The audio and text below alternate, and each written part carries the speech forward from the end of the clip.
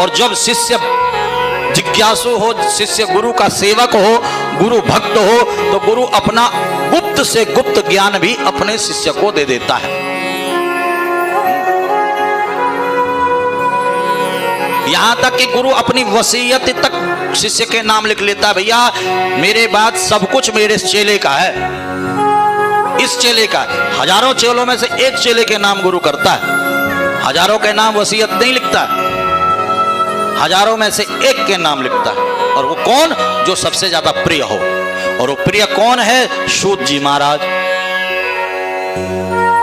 और सूत जी महाराज से शौनक आदि 88,000 ऋषि आज प्रश्न कर रहे हैं। और सूत जी महाराज कहते हैं कि हे ऋषियों, तुमने जो प्रश्न किए हैं बड़े उत्तम हैं। कहते हैं कि अन्न का कण और संत का क्षण कभी नहीं गंवाना चाहिए।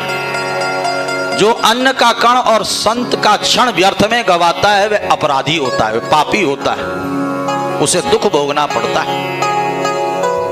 थाली में उतना ही प्रसाद लेना चाहिए, भोजन लेना चाहिए जितना आप खा सको।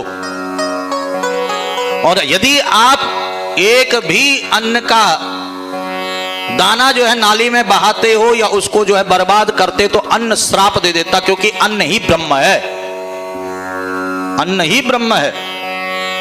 आप अन्न का नहीं, आप उस पर ब्रह्म का अपमान कर रहे हो।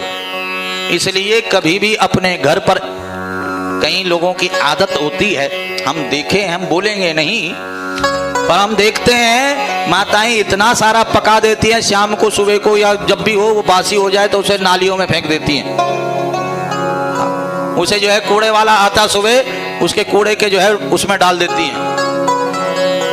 आटा इतना सारा गूंद लेंगे कि भाई जो है बाद में न गूंदना पड़े, इकट्ठा ही गूंद लेती है, तो जब सुबह जो है वो बदबू मारने लगता तो उसको फेंक देती है कूड़े में। तो कितना बड़ा अनादर आपके द्वारा ब्रह्म का हो रहा है, ये आप सोच नहीं सकते हो, आप समझ नहीं सकते हो।